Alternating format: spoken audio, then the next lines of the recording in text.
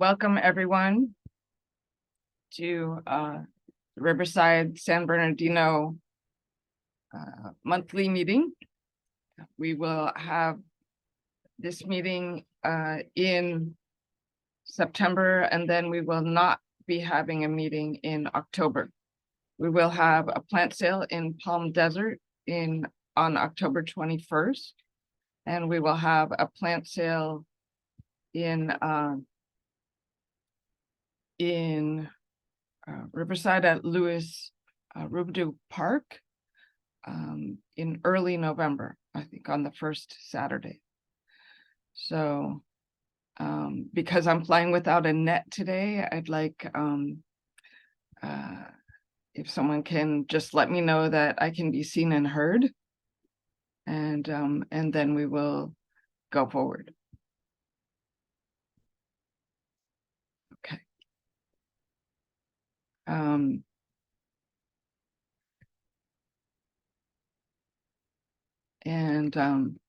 Thank you. Okay, so thanks, Michelle. I would love people who are attending today. I know people are still joining, but I would love people who are attending to put their city in the chat. And so I can get an idea, and so everyone else can get an idea of where you are. And I would like to also introduce CNPS as a wider organization. Most of the people who join these meetings do know the chapters, but they do not necessarily know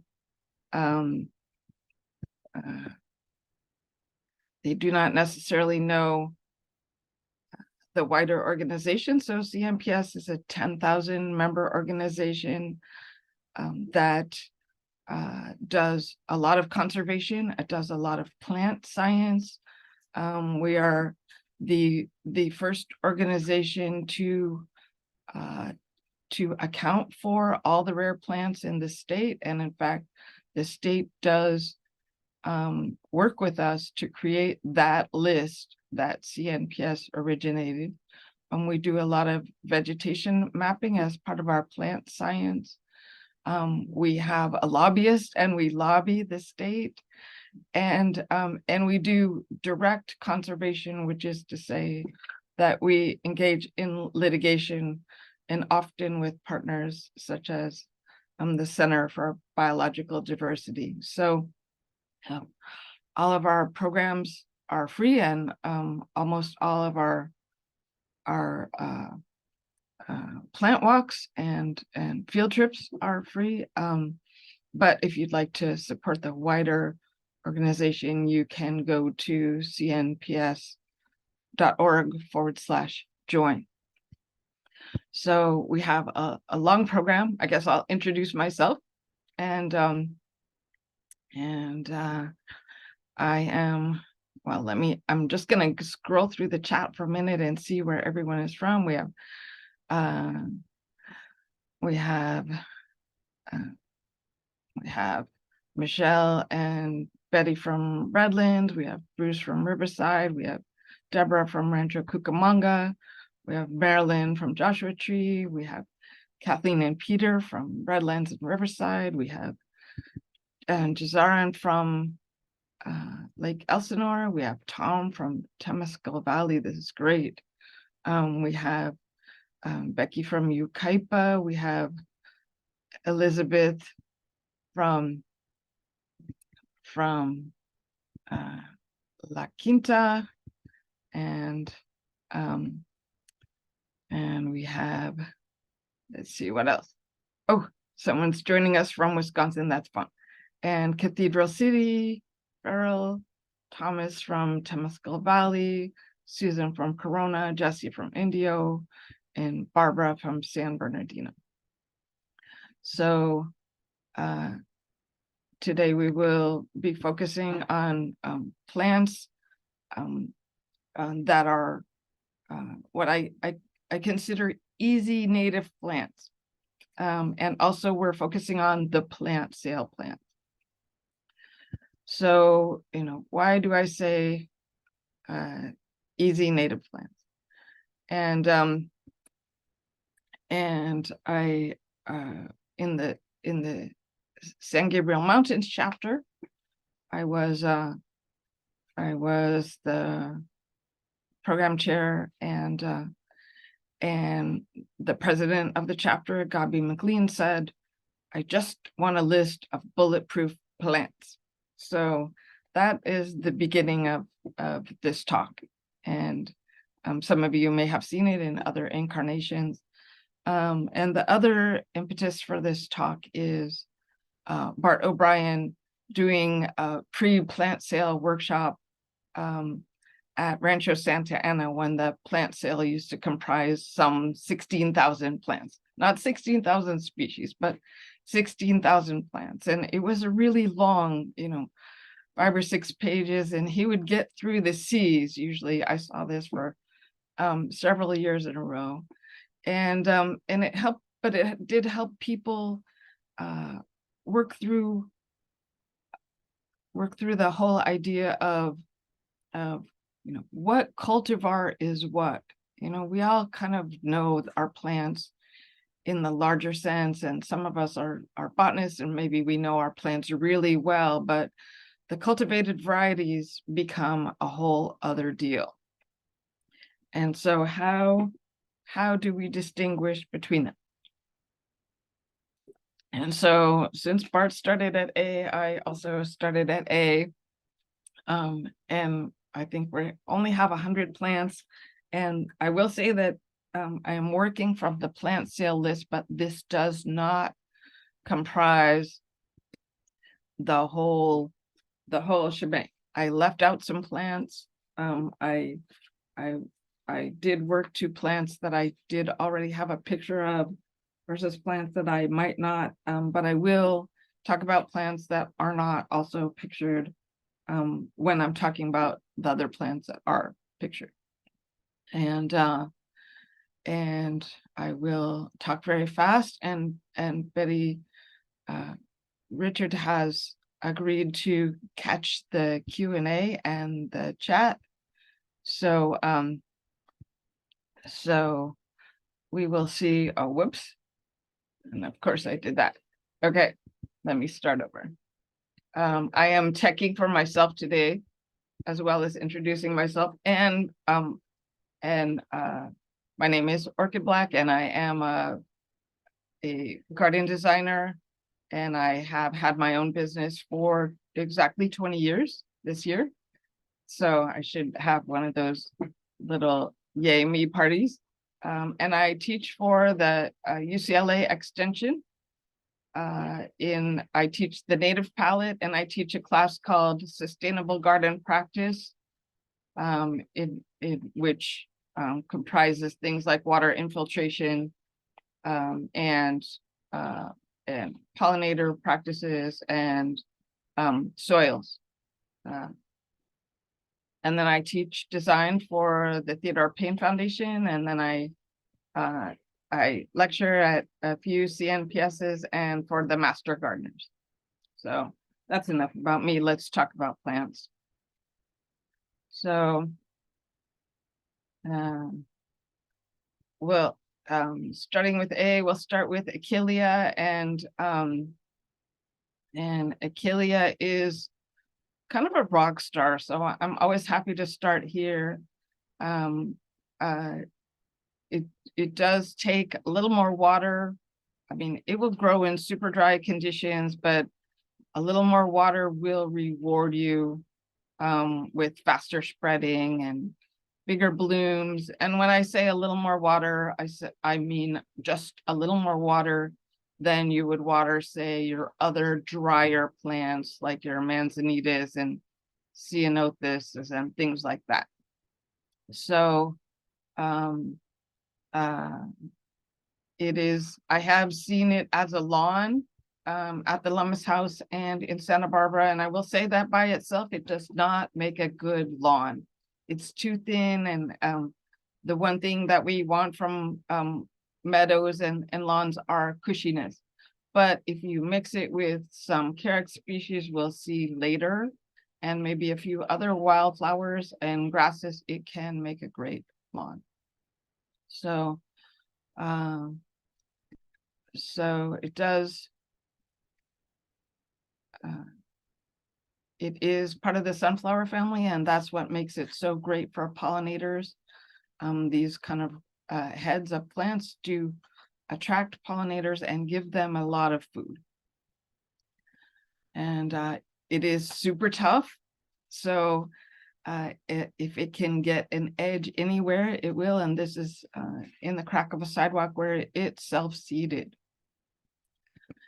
And then we do have a pink form, island pink, which is taller. The regular white yarrow usually grows to about 15 inches, but the island pink can be closer to 18. It is really graceful when it blows in the wind. And this is obviously, this is from, I believe, Anacapa Island. And in the plant sale, we will have both of these colors, and we may also have a rose color. And just very pretty. It does go semi-dormant in winter, as do quite a few of our plants. Another great thing to do is to mix it with Asclepias, our narrow leaf milkweed, and that can make a really nice pollinator meadow. One of our really, really great pollinator plants is Acmespon glaber. It used to be lotus, which we all like to say much more than Acmespon, but deerweed used to have a sign on it at Theodore Payne that said it was the premier pollinator plant, and butterflies do just love this plant. It is also nitrogen fixing, and so it's kind of a pioneer. So if you have a new garden, this can be one of the great plants to mix in with your shrubs to help the soil grow and help the other plants grow. So super easy. It does go a little more dormant in late summer than other shrubs. It's kind of a subshrub, just, you know, to about 2 feet tall by about 2 feet wide. So you can pop one in anywhere, especially if you have a newer garden where you're trying to, like, you might have shrubs that are going to get very large, but they're very small right now. And so it can be something that where you can stack in time. You can surround those shrubs with, you know, it's not super long lived, so you might surround those shrubs with Penstemons and deerweed, and look like you have continuous cover, which you do. But by the time the shrubs come in, then it may no longer be with us, just like the Penstemon. So we do have at I think both sales, we will have the Anamopsis. This is a great plant with ethnobotanical use.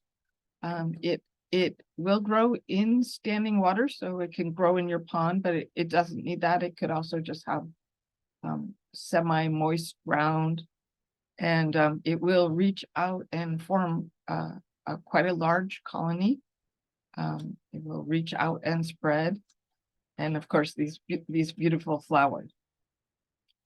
So it is one of my favorites, and I just keep it in a pot, in a saucer that I keep wet, and I do that by throwing mosquito granules. So don't do this if you don't do that. And then we expect to have Aquilegia, and this plant is just a hummingbird magnet. If you look at it, you can see it has a dual strategy here with the long nectaries for hummingbirds, and the red, and then up here we have the yellow that's attracting bees to the pollen. So I always find that to be an interesting strategy. It also could use just slightly a little more water, but it can just be glorious once it is happy. And it doesn't need a huge amount of more water, just a little more water. And we have several manzanitas, but we tried to winnow them down to plants that would just do very well in the IE.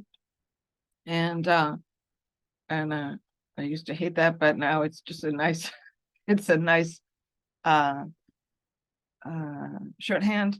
So one of them is Manzanita Austin Griffiths, and I don't really have the world's greatest pictures. And actually, these pictures are Ken Gilliland's pictures. But it is tall and sculptural, very graceful plant. It's a cross between Sentinel, which is super upright densiflora, and I believe Dr. Hurd, which is also a very upright manzanita. It does have the shreddy bark when it's growing, which can be quite beautiful, and white to just kind of blush pink. If you do have California native plants for the garden, there's a gorgeous, gorgeous picture of this manzanita here, and it's adaptable to soils, which is one reason that we included it in the sale. And then we do have a couple ground cover manzanitas. We have Carmel Sur, which is really needs shade in the inland, and it's kind of a perfectly flat 6-foot mat of about 6 inches high, but here it looks great draping over a wall, and it can drape over rocks, or you just have a shady spot where you don't want anything high, and it's a nice bright green. And we have Manzanita Monterey Carpet. It's a little darker than it is in this picture, but it does have the bright red stems, and people argue about this plant and how high it gets. So 1 to 4 by about 4. So a kind of a tidy manzanita. And it does really require good drainage though. So it will grow in almost pure sand. So there's some direction for you on the Monterey coast. And then here's one of our all-stars in manzanitas. Also, this is Sunset, and as we can see the color of the new foliage, I'll show you the color of the old foliage, and this one will grow in heavy clay, so we love it. But also this one can be hedged and pruned. Greg Rubin hedged them into a topiary, and I thought I wouldn't do that to a manzanita, but it was very cute. 2 topiaries at an entrance to a garden, and but very durable plant, full sun, any soil pretty much, and just glorious in spring. And here's a picture of the new bronzy foliage, and it has pinky flowers, and you can see the manzanita berries already happening, and it's about a 6 by 6 plant. And here is the older foliage, and very dense. So this one is less about the sculptural qualities and more about a nice dense shrub as maybe a screen between you and your neighbors, which I'm sure you love them, but sometimes you don't want to see them. And then moving on to Artemisia, we have Kenyan Gray, which is the prostrate one. It's a prostrate one on the left, and this is a garden in I think Monrovia, and here we have a buckwheat, prostrate buckwheat on the left, but we have the Kenyan Gray, which is an island variety of Artemisia californica. It can grow up to 4 feet. It makes a little hump in the center, but it can also be perfectly flat if you prune the stems that are growing upright. It like all the artemisias, it can be pruned pretty hard if you want to, although most people don't, because they're looking for that kind of wanderingness. I've heard people say old man's beard, but I also did something similar to this, where the prostrate eriogonum and the prostrate sagebrush grew together, and a lot of people took pictures of that one, and I should actually chase those pictures down. And then we have a different artemisia. We have the mugwort, and here it is backed by Ribes speciosum, and the mugwort also does need a little more water, close to what the yarrow might need. It is a spreading plant, just just to let everyone know. It in combination with Lonicera did exclude one of the worst weeds I have ever met. So there's an upside to spreading this. It can get, it's often in enough sun in the interior, it's often only 18 inches high, but in this picture it's really closer to 4 feet high in the Sierra Madre Canyon, which is kind of a wetter location. And it does have ethnobotanical and medicinal use, and it is a sacred plant. And the artemisias do provide for the tinier, like what is often called beneficial insects that also provide, like, eat other insects. So it provides nectar and pollen to things like lacewings and ladybugs. So it's a great plant to have. And I always walk by and touch it whenever I can, because I just love the fragrance of it. And all the artemisias have these great fragrances, although we do also have Artemisia dracunculus, which is wild tarragon. It is the same species as European tarragon, and then different ones kind of have the flavor or not. And so I've had people tell me that they've met California tarragons that absolutely had a flavor, and then others are like, no, they don't really have a flavor. But we do have the tarragon for sale, and it is important for beneficial insects. All these artemisias are great for that. And moving right along to one of the other stars of our show, the Asclepias fascicularis, the narrow leaf milkweed. This one, I just want to throw out a few caveats about this one. One is that it does go fully dormant. So do not take your pot home and fail to plant it and then look at it, think it died, and throw it away. It's going to go dormant, shortly after you buy it. It might be dormant when you buy it. Just put it in the ground happily, water it a little more than you would water other native plants, because our narrowleaf milkweed grows in clay pans a lot of times. So it's already expecting more moisture than our other milkweeds would, or even our other plants. So, the milkweed, the yarrow, these plants kind of grow together. And so they would make a lovely pollinator area. And then we also will have it, hopefully at least one sale, maybe just the desert sale. We will have the woolly pod milkweed, sometimes called Catolo milkweed, and it has the wider leaves. This one is much more drought tolerant.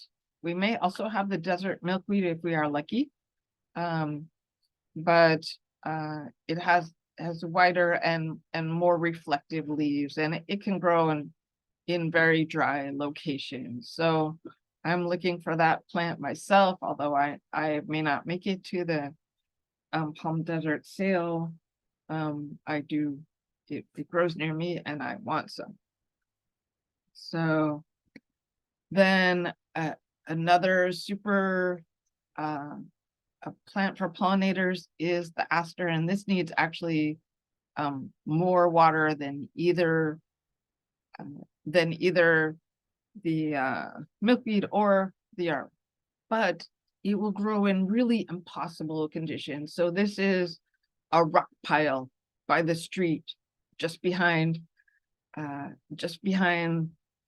the electric pole, and there it is, just making its way rhizomatisly through the rock pile, so sending runners underground, popping up.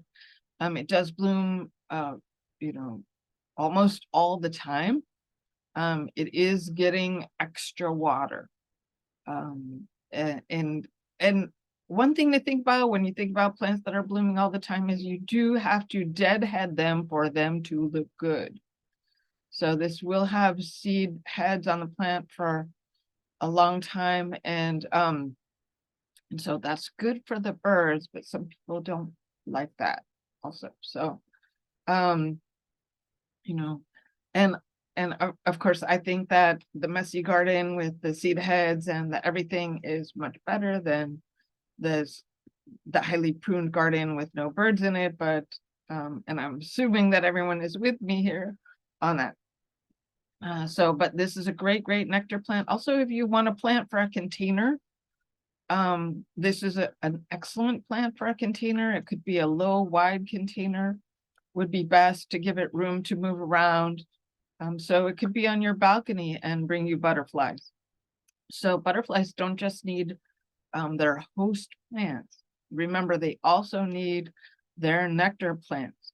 And so also, non-stinging native bees and things like that will also come for the pollen. So this is an excellent plant.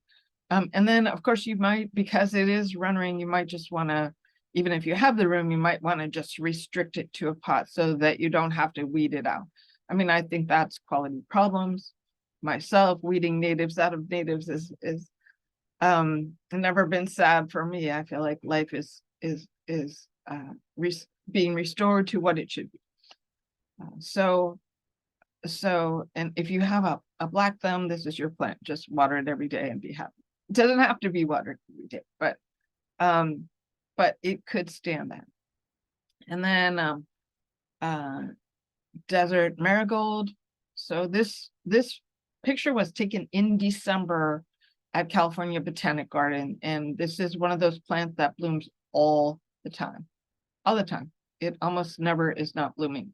So that's great news for us and for pollinators, because they are looking for continuous bloom. And I had the bee guy Gordon Frankie tell me that you had to have non-natives in his test garden because he couldn't keep continuous bloom with natives, and I thought he could learn a little more about plants, but that's just me. I also argued with him about mulch, so I could just be confrontational. And but obviously lots and lots of seeds for birds, nectar for butterflies. Again, the deadheading is a thing, but you want to put your smaller perennials next to the path so that you can reach them, so you can see them and reach them.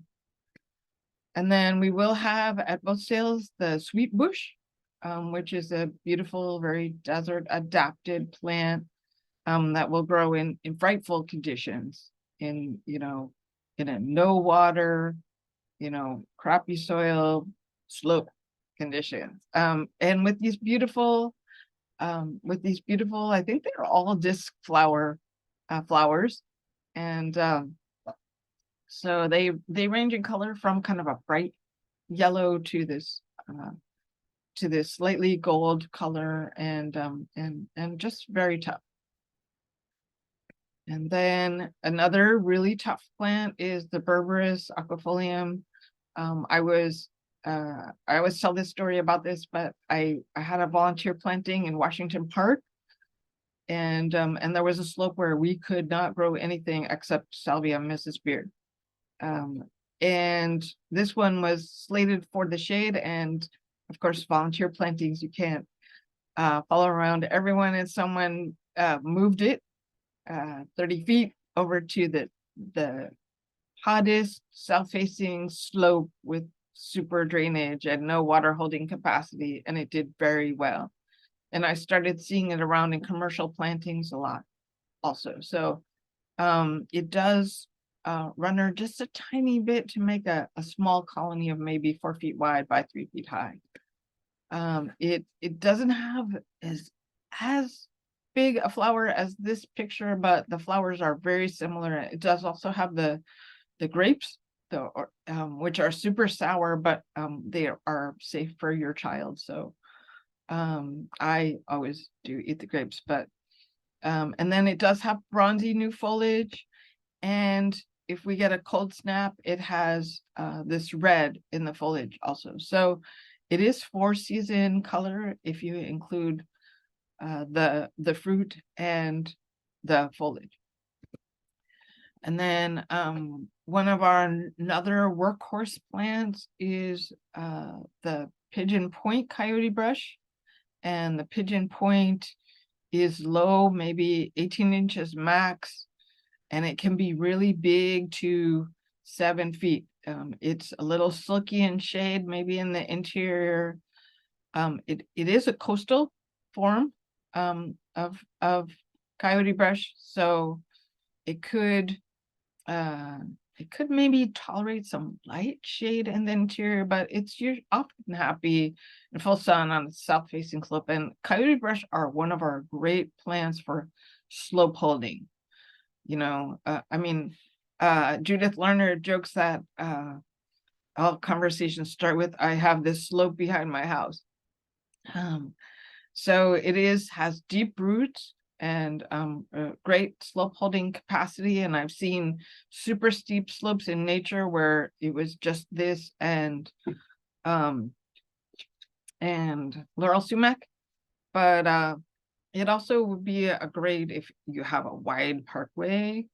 It's a nice parkway plant because it doesn't need pruning. It can be pruned, like all the back roses can be hedged and pruned. I don't think they're beautiful that way, but do what's fun for you.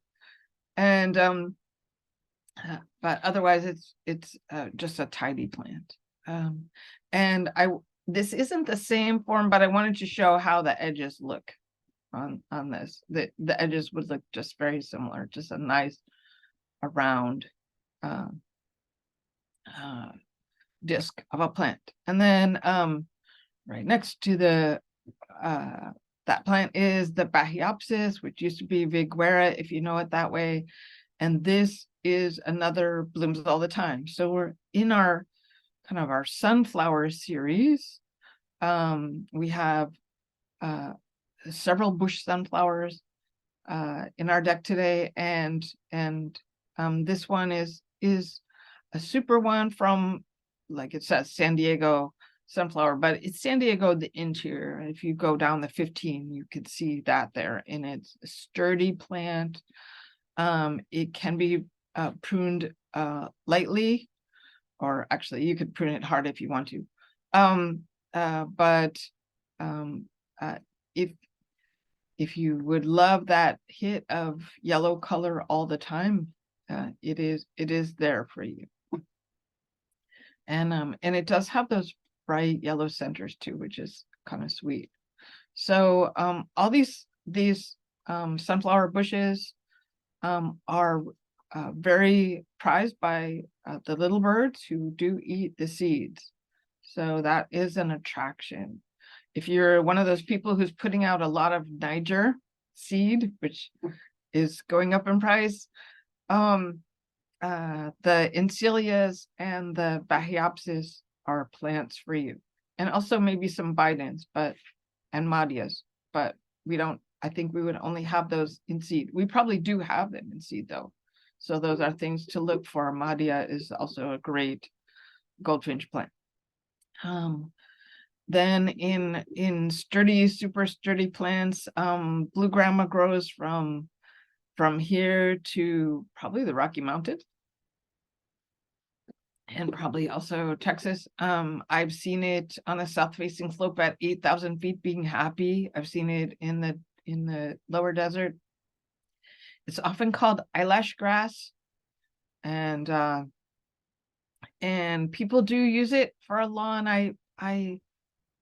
If you are in the desert and you want a lawn, a little lawn area, I think it would work. I've seen it. I don't think it's more beautiful as a lawn than, say, Bermuda grass, but on the other hand, it is native. But as a bunch grass, I find it really, really beautiful. And it has the eyelash heads, and it's 18 inches high by just but narrow, so you can just pop it in just anywhere. And then we have our Sonora Desert Special, Caliandra californica. It can get huge. I've seen it to 5 feet. This plant was actually maybe closer to 6 feet. And I've seen it 5 feet at the Arizona Sonora Desert Museum. It is a hummingbird special. It is in the bean family. It will, if it's happy, throw seeds, so you are warned. Not my picture. Karen Suarez is a great photographer.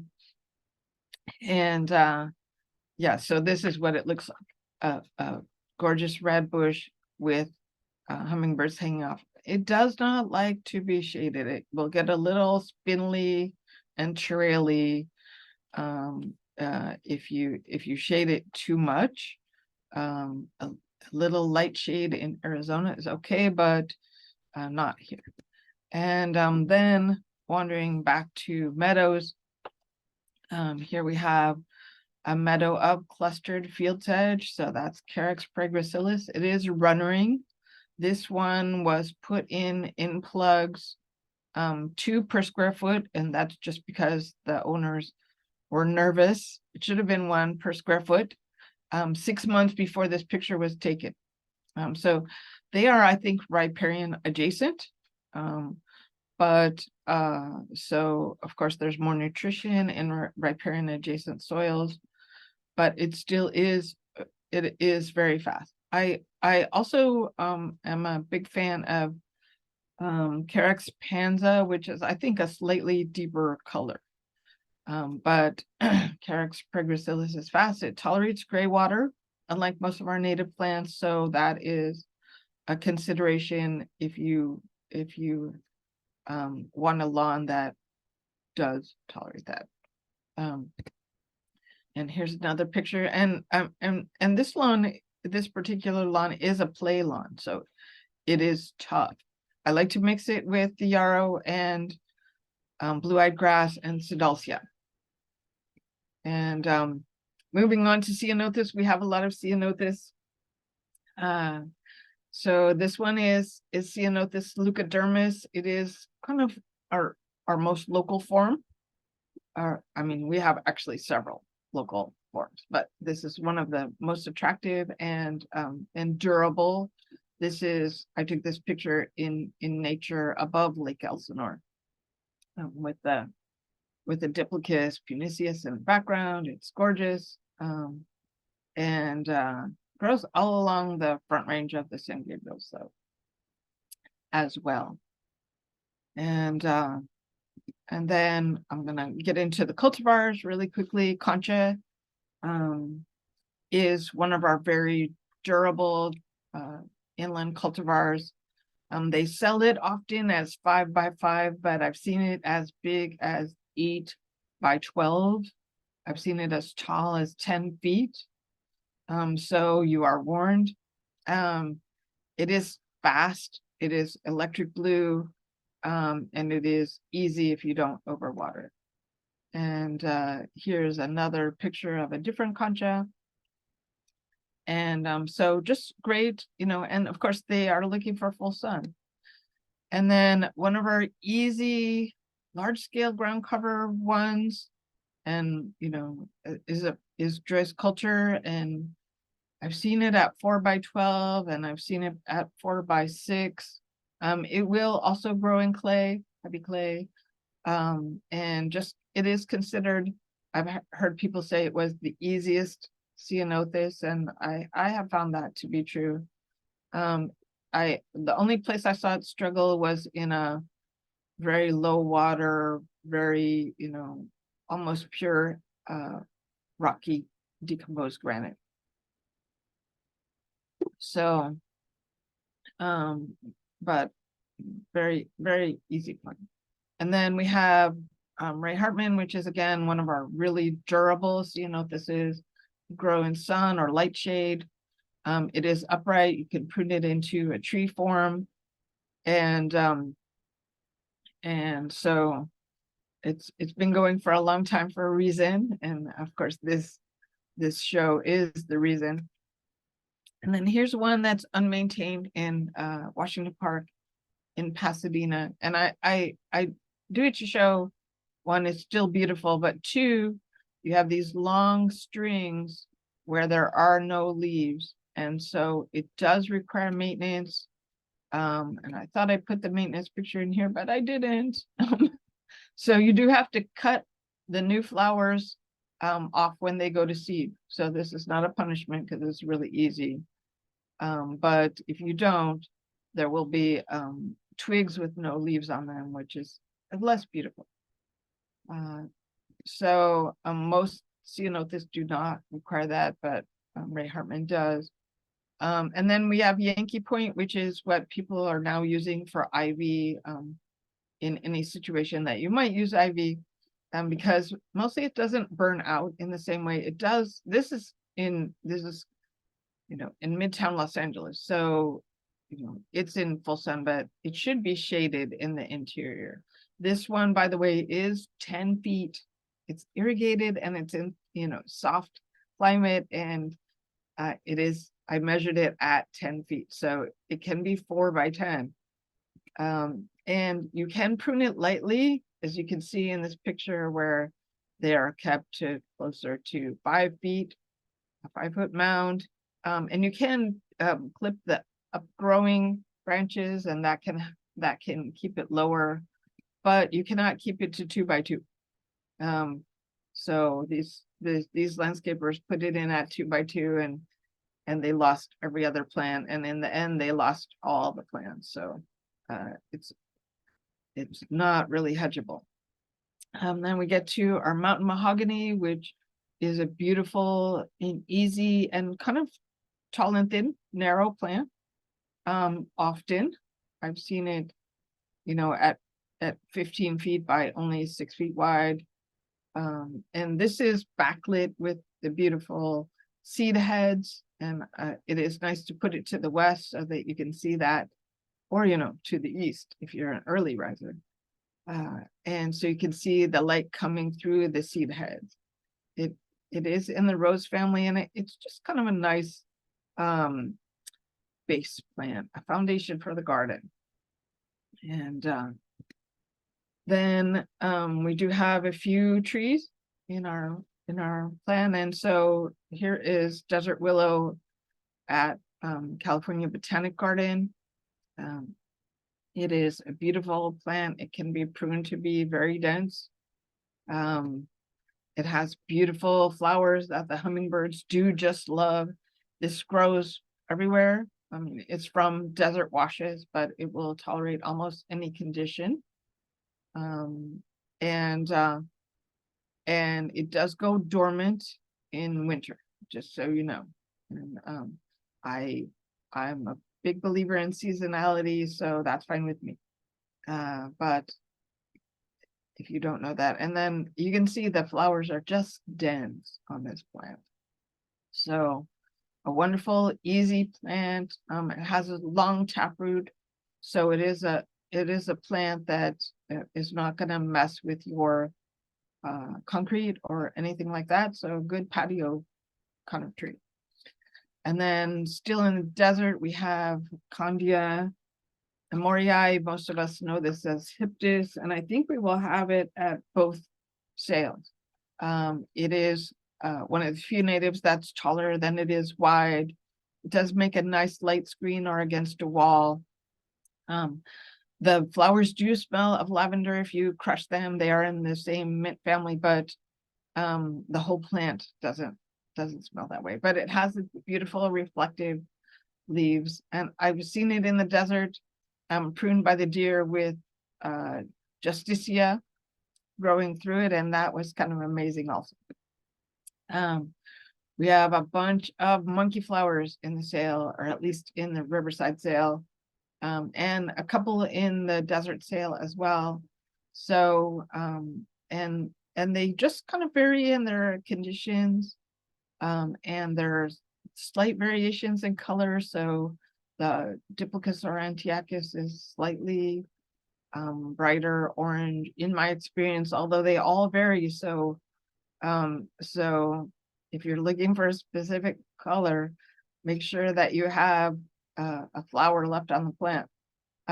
There will also, I think, in the desert sale, hopefully be the Diplochus calicinus, and this is a lighter yellow color. And I just made up this common name, but it grows at elevation. Another just beautiful plant. And then we have Longiflorus, which is a lighter color in my experience. This one is nearly 4 feet high. I think actually more like 3.5 feet high by at least 4 feet wide. So they can get large. They dislike being overwatered.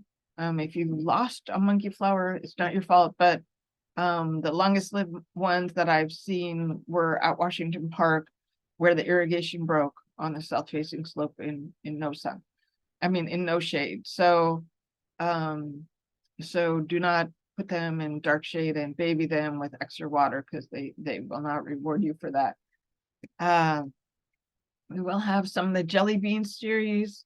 So this is jelly bean gold.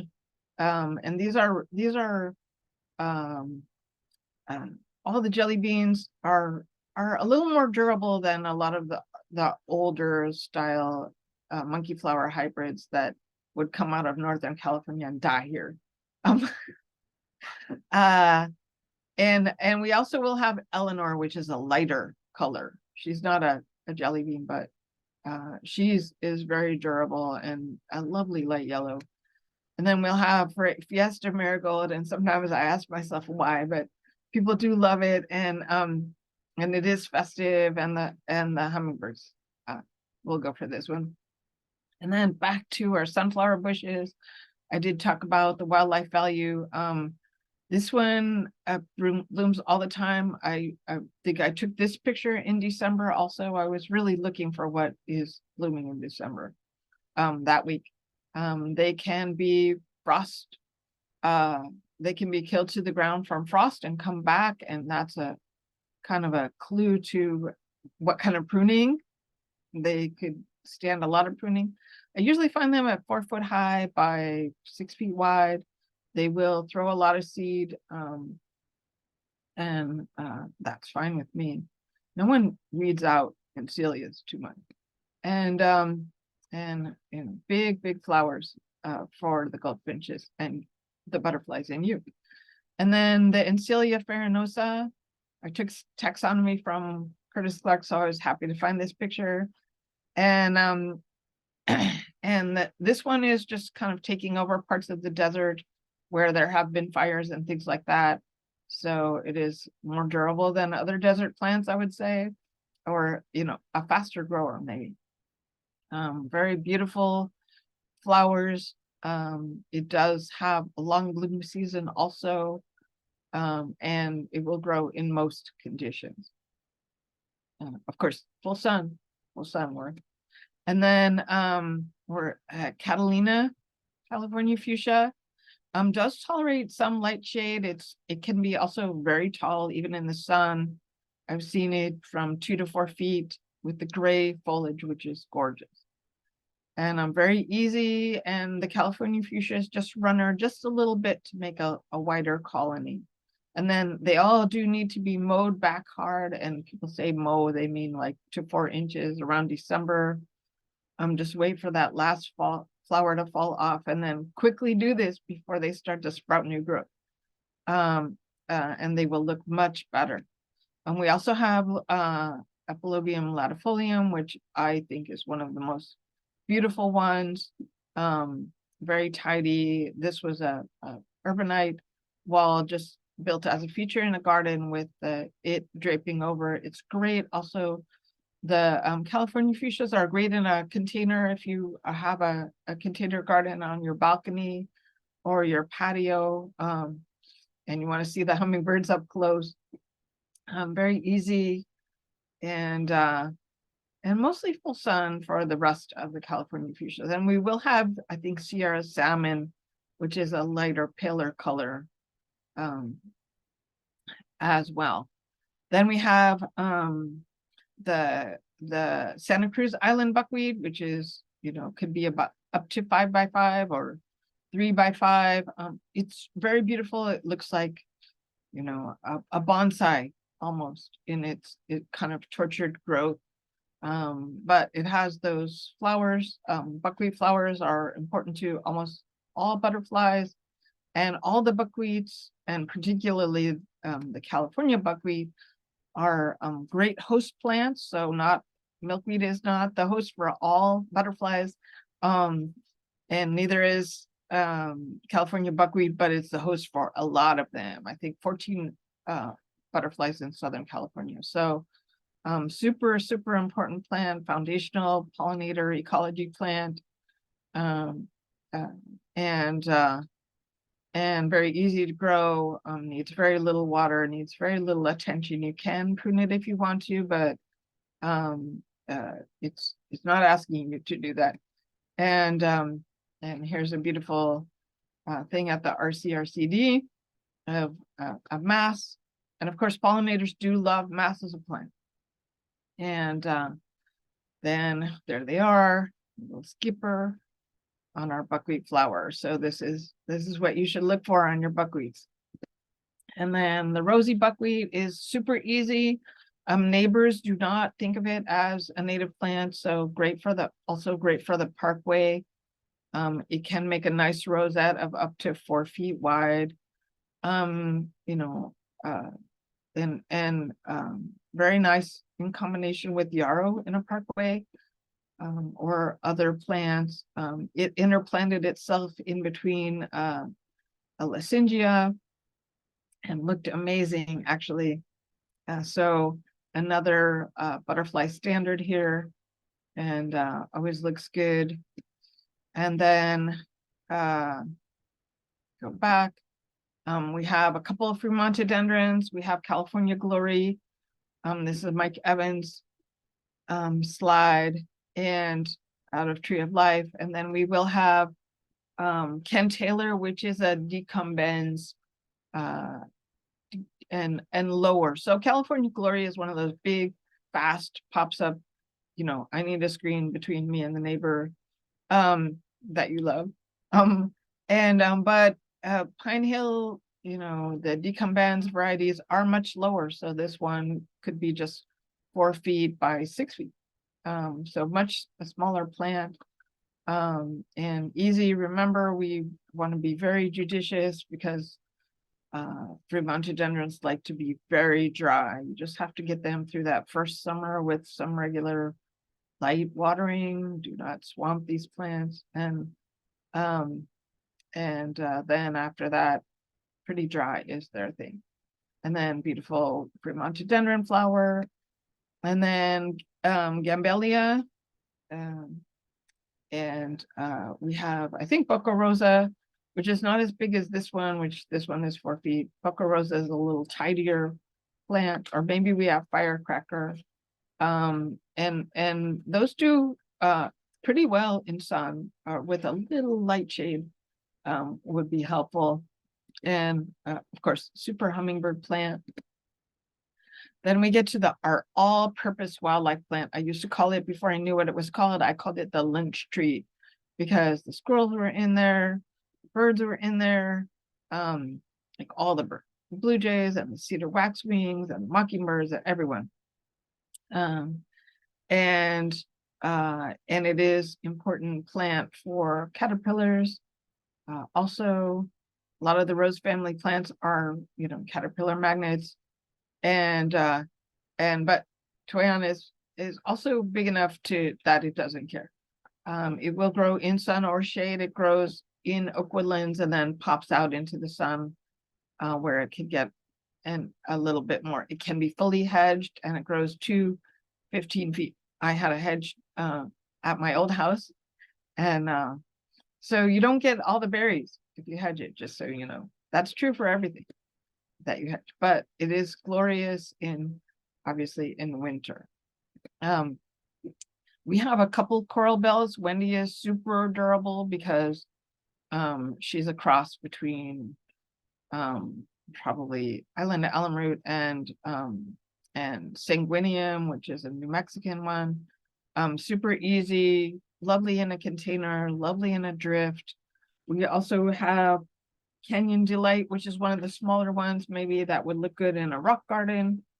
And then we also have, I think that's it. Oh, maybe Maxima. We do have this species. So Maxima I love Maxima. It's just beautiful all by itself. Then we do have the Chaparral Yucca, which is really great. And you just put it in a corner and wait for it to do this. Just a glorious, glorious plant. And then the Justicia, which is, I think this plant is close to 6 feet wide, but it can be kept to 3 feet wide. It does bloom all the time. So another continuous blooming plant for you.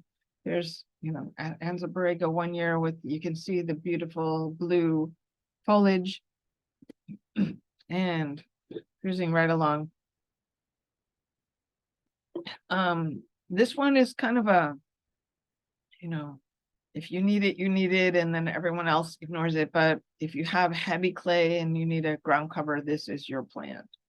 It's a beautiful evergreen ground cover. And my theory about design is have a lot of evergreen. Okay, it's Greg Rubin's theory, and I borrowed it, but have a lot of evergreen plants and then put in your, the stars of your show that may not be evergreen in spots, where you will see them. We will have Chaparral P. I'm not sure that it will be this bright pink because I don't think it's the same subspecies, but we love this picture by Charles Jones. And they do go dormant in my experience in winter. So it is a beautiful, fast growing pea bud with big flowers, but not as big as your conventional sweet pea, but still very beautiful. But you have to remember that it will be dormant, so you have to have a plan for that. And then another one of our, super parkway, silver carpet. The asters grow from the coast to the mountains, and this one is a coastal form, but still will tolerate a lot of sun or light shade. And it blooms in the fall when most things are not blooming, so that's kind of great. And a little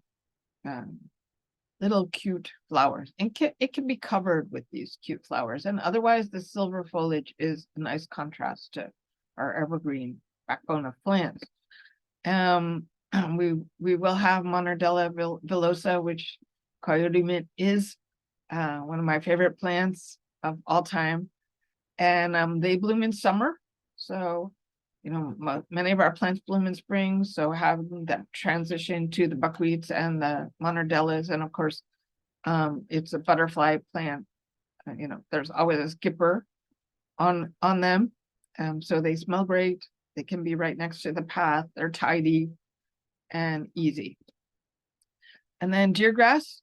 We don't have a lot of grasses in the sale. We have a couple of our needle grasses, and we have the deer grass, and I think not much else. But deer grass is easy. They do grow in wetter meadows, so they do reward just a little extra spot water. They're lovely at an entryway, maybe in groupings of 3 on either side, or in a drift like this, if you have that much space.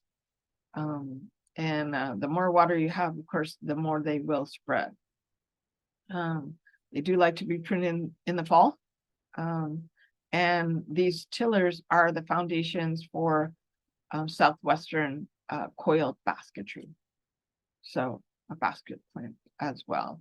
And the goldfinches will just hang out on the tillers and eat all the seeds. So that's kind of cute because they bob because they're heavier than the plant.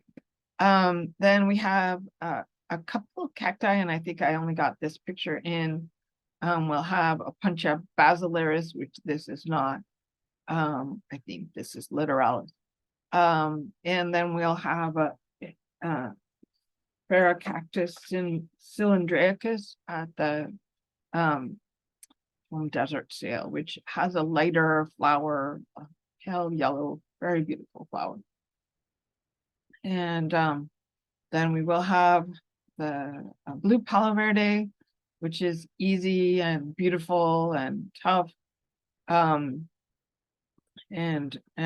just an all-around lovely tree. And they do have heavier and lighter bloom periods, but they usually are also blooming all the time. And then we have quite a few Penstemons. We have Penstemon Margarita Bop, which is a great container plant, as well as being planted in a drift here. It's easy. They only last 3 to 5 years, mostly because they bloom their heart out.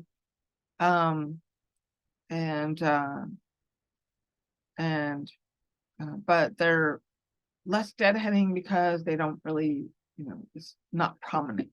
Their seeds heads are not prominent. We have quite a few Penstemons, and here we have Penstemon centranthifolius. Scarlet bugler is the red Penstemon here. And we do have Eaton's Penstemon, which is a great desert Penstemon that grows great, anywhere. With extra water, it will rebloom. And so this is one reason that I love this particular Penstemon, is that late summer rebloom is very cheerful. And then here's another picture of the Scarlet Bugler. It was a little windy that day, but such an amazing bloom, and can be super happy. They don't live a really long time, but they do seed, and so you will always have them. We have Penstemon spectabilis, which can grow to 2 to 4 feet.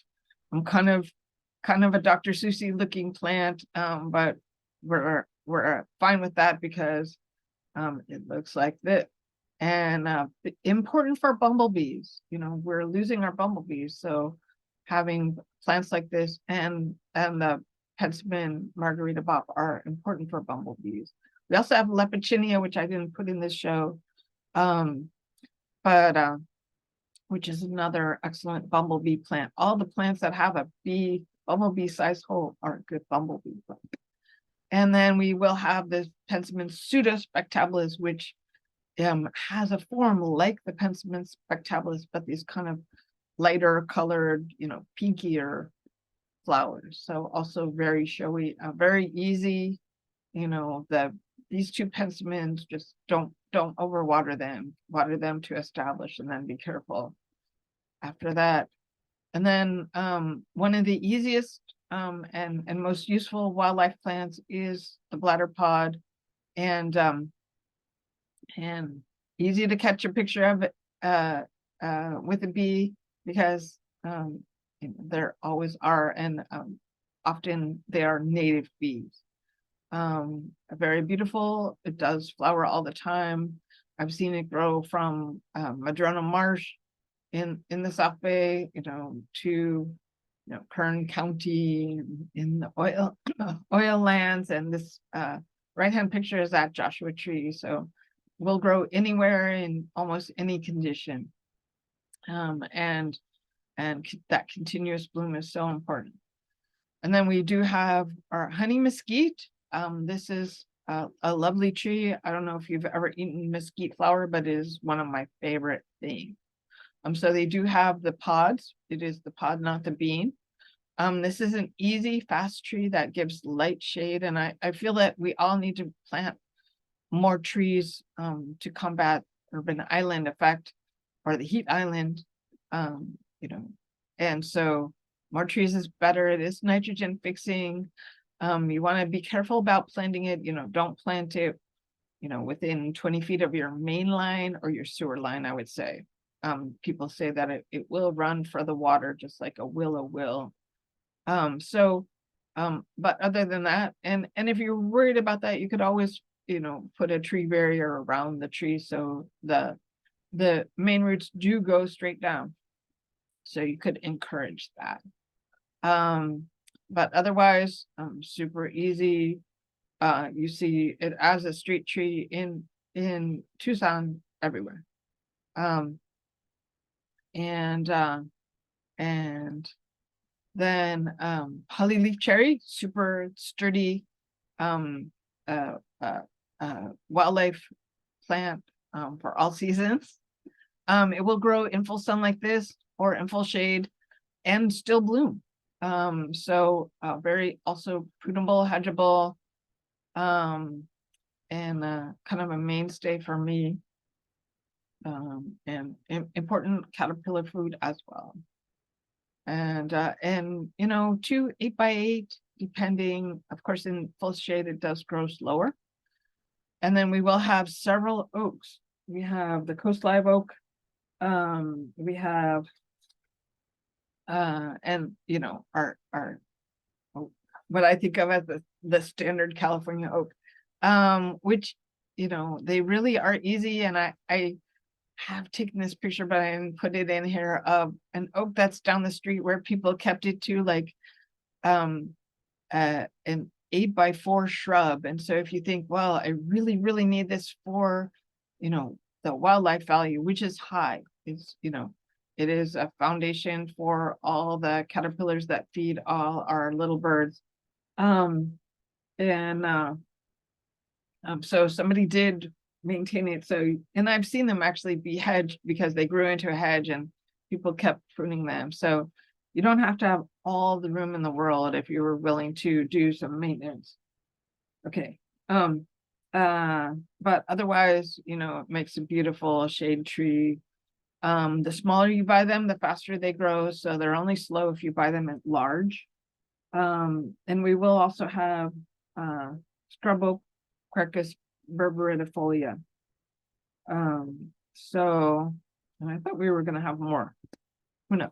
Then we have Rhamnus procea and Rhamnus ilicifolia. I don't know which one this is in this garden that I planted long ago and it's seeded. They do, I think it probably is ilicifolia. They are both excellent wildlife plants and tidy, shiny leaf shrubs in general.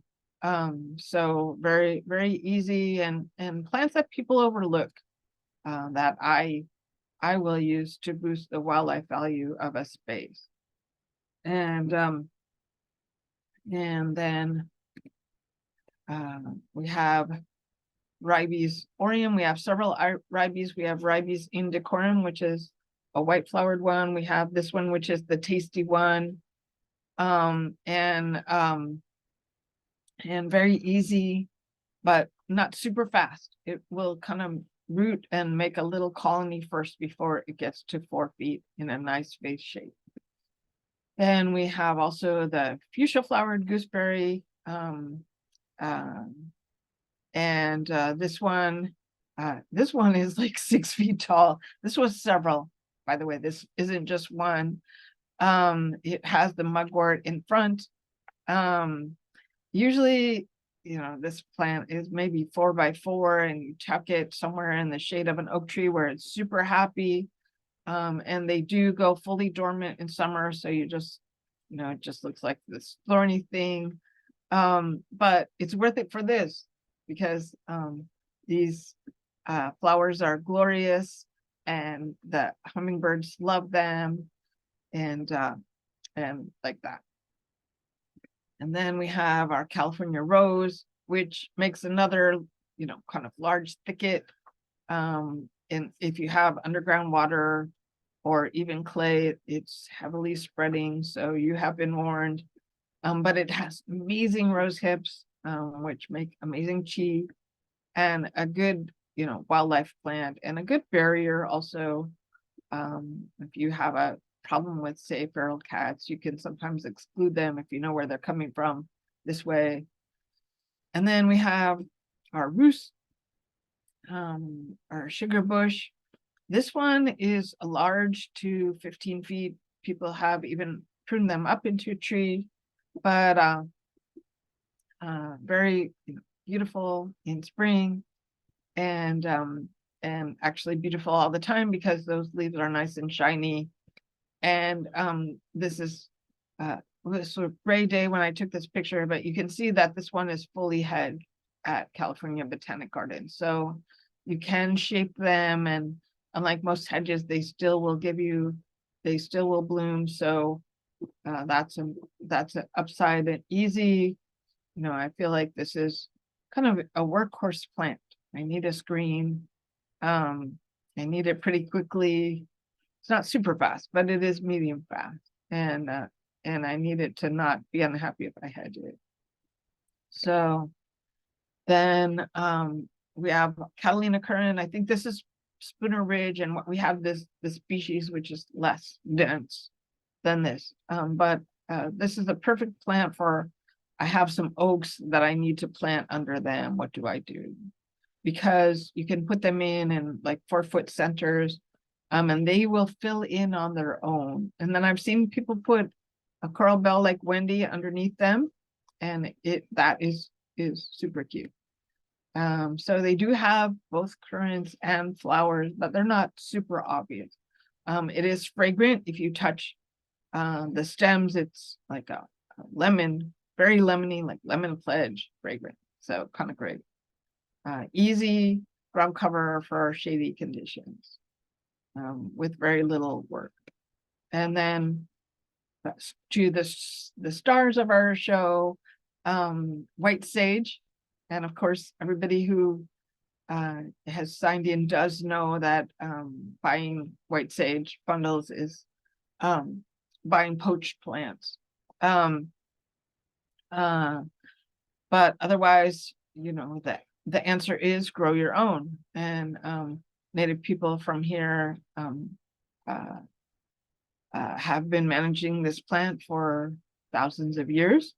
And it is easy. It's variable in size. It could be 3x3, it could be 6x6, especially when the tillers are out. It's very sculptural and it looks great against a dark green background.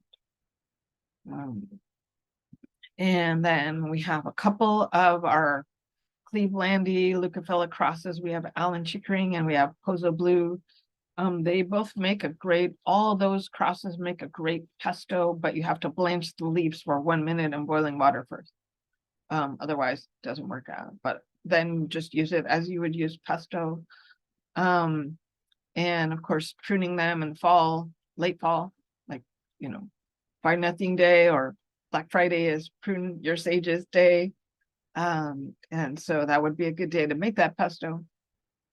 And but otherwise they are covered with flowers all summer.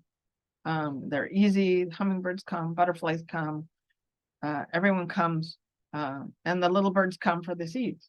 So all-purpose wildlife plant that smells amazing. And then we also have the species.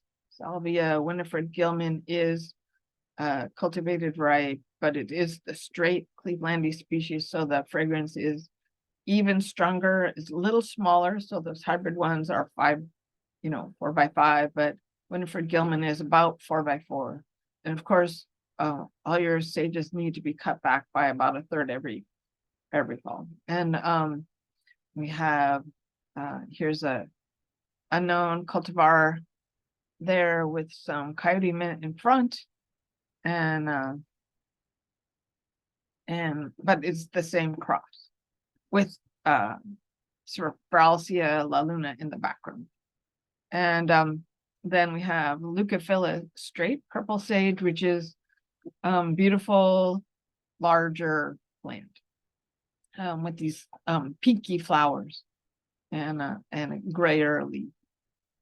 And then we have the black sage, which was used economically for sage, and has the white flowers and the darker green leaves, and can be, can be pretty tall, to like 5 feet, but very easy to grow, full sun, your slope, and very, very, nice, rich green color. We also have Salvia spatacea, which is a lovely, easy plant for, I don't think it grows the best in dark shade. I think it grows the best with winter sun and summer shade. So near your fruit trees, on the south side of your oak tree, things like that are great conditions for this plant. And the leaves make excellent syrup for ice cream, with mixed with, put in the blender with some agave syrup. Jojoba is one of our easy large shrubs. It's will take lots of conditions, from sandy to caliche pan.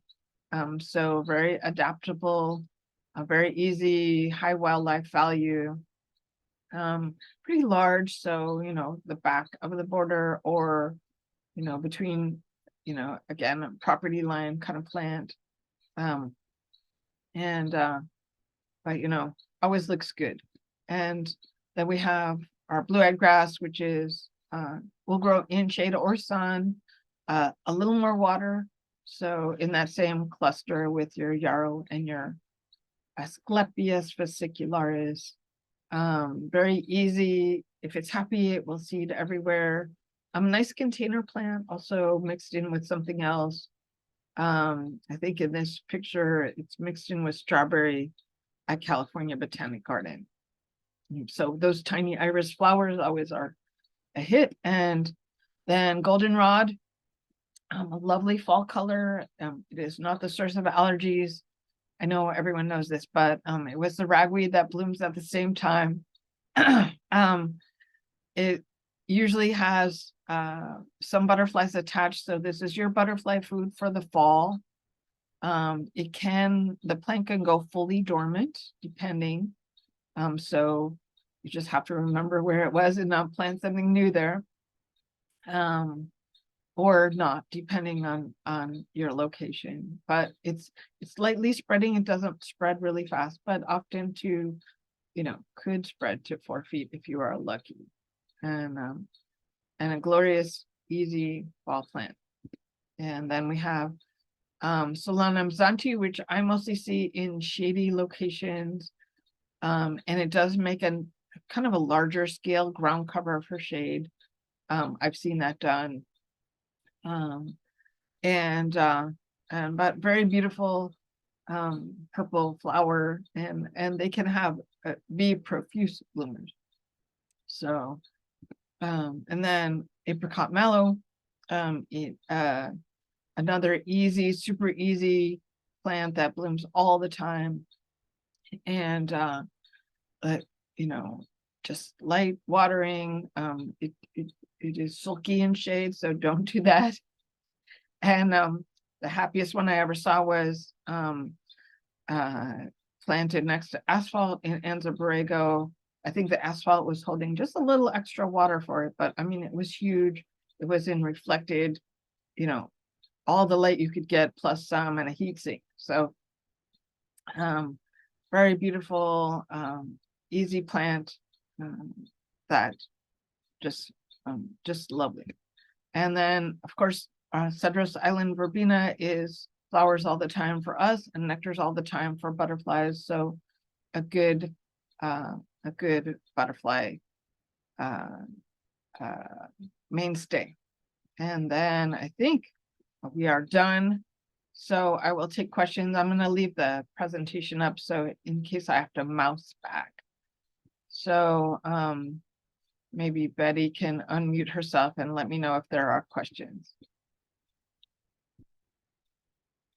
Yes, Thomas from Temescal Valley has had no luck with Manzanitas.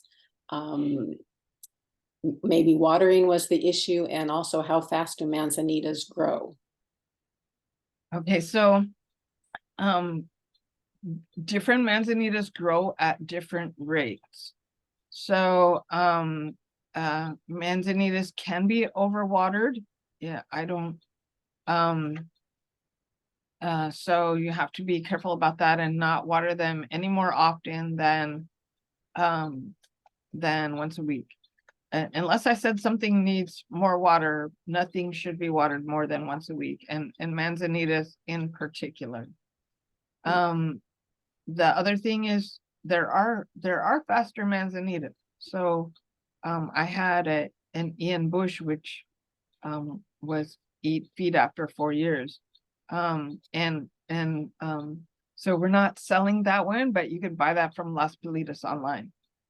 And Ian Bush is a upright, fast Manzanita, if that is what you're looking for. Otherwise, it just, don't plant too many things too close to it that need extra water so that you don't overwater them. Do not prune them except in summer because they come with a fungus, Botrytis, that can be spread if you prune them when conditions are even slightly misty, or overcast. So it has to be fully sunny. And we have to sterilize between cuts of pruning. So that's another real issue with the Manzanitas. And then if you want to put in the chat any other considerations that you had, Thomas, and another nice Manzanita for inland is the big berry Manzanita. So those are two really excellent Manzanitas. But yes, so there is some patience, and so growing some things that are very drought tolerant, like Penstemons centranthifolius, some of the or around them while you wait can give you patience. And yeah, pouring water on them will not make them grow, they'll just make them die. And so people are like, well, how does that even work? And how that works is you water everything really well on day 1 and day 2. You just overwater, saturate the ground like you wouldn't believe. Greg Rubin says, float them back out of the hole. And then you water them really, really well on day 3. And then you water everything really, really well on day 7. And then, then you're to once a week for all our chaparral shrubs. That's we're not going to water any more than once a week for that. And so hopefully that answered your question. And if it didn't, please put it in the chat. And if you need more discussion, we can elevate you. Anyway, are there more questions, Betty? And feel free to put on your video so we can see you too. And yes. So Bruce asked, I lost 3 of 4 of my winter planted Julia Phelps Ceanothus this summer, but none of my fast growing frosty blue Ceanothus. Is that a common loss pattern? So that is not a common loss problem, although I would say that frosty blue is super durable plant. It just really is. And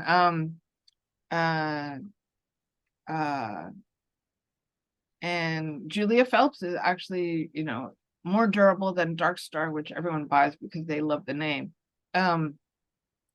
So there may be a watering issue there also. I mean, you know, when we have crazy rain or crazy precipitation, I mean, I had a year where every buckwheat that I planted at any house died. I mean, every one. That was in 2005, lost all the buckwheat. And so it may just be the year and not really any other thing. I will make a little pitch for Frosty Blue, that it is one of the few ceanothuses that can be pruned and hedged, you know, lightly, and it's very upright. Julia Phelps has always been good to me. But so I'm just gonna say that she rejected the conditions. And not your fault. And you know, maybe stick with what is working. Of course, having those darker colors, you know, is something we all love, but maybe try a concha instead. To, you know, it's an electric blue. It's not super dark, but it is gorgeous. So, and see if that works and report back. For both Ceanothus and Manzanita in the Inland Empire, do you think they should have some partial shade or part day shade? Yeah, so most of our prostrate ones are coastal and they need shade. Most of our upright ones are not, and they need sun. And but there's that first summer problem, and I realized this was not the problem, you know, that we had a winter problem, but getting your ceanothuses through the first summer. I often will, and especially if I'm planting late, and I do plant later than most people, you know, well into May, and sometimes even June. I'll put a shade cloth in to the south, not on top because that holds in heat, but I'll take 3 poles and make a little triangle with its nose facing south, using shade cloth and zip ties, and just zip tie the shade cloth to some bamboo. And I learned this from Dan Songster, and you can, it means you don't have to water your plant as much, and it just gets them through that first summer. And remember, our plants in nature are growing under other shrubs. Those seeds don't go far necessarily. Okay, so pack rats do move Manzanita seeds around, so some of them do go far, but most of our shrubs in nature are growing under other shrubs. They have a nurse shrub. So so having a little shade to the south, it doesn't have to be in that triangle formation. You could just put them flat, but for me that is just a little more stable. And I think actually I could just draw this. And let's draw it in white. So if the south were over here, and so our sun is here with our sun's rays to the south, right? And I wanted to get this Rubidoux, which is doing just fine, but if I just wanted to make a like 4-foot shade for it, I would put a pole and a pole and another pole, and then I would zip tie some shade cloth to it. And this is obviously not to scale because it would generally be taller than it is wide. But it's stable because it's in this triangle format. And this is about, you know, 4 feet high by maybe 2 to 3 feet wide. And just to get the ceanothus or the manzanita through that first summer, whether you planted it in fall or whether you waited and planted it in spring, still, it's just a little a little light shade that we're mimicking the nurse shrub. And we're not putting the shade cloth on top. We're just putting it in front to the south. So that I'm hoping that answers that question. But yes, our upright Ceanothus and Manzanita mostly grow in sun. Once in a while, you'll see them slightly shaded, but mostly not. So it just, and I do use a heavy mulch. And by mulch, I mean ground shredded tree. I often use redwood or cedar shredded mulch. And another way to help those plants along is to put, a one head size rock, a river rock on the south side of the root ball, because the roots stay cooler. Now you'll see people put a whole bunch of river rocks around their oak tree, and this is not the way. But it just putting, one or two on the south side of your shrubs is great. And there have been days when we did this with every plant because we planted so late. So any more questions? I see no more questions. Okay. Right, and so Bruce says he used poles for a June planted coast live oak and Ray Hartman, and that worked. And yes. So yeah, so a few little tricks, and I think everyone is done and everyone hung out for a really long time. So that is great, and thank you all for coming. And please check our website. We should have the plant lists for this plant sale posted soon.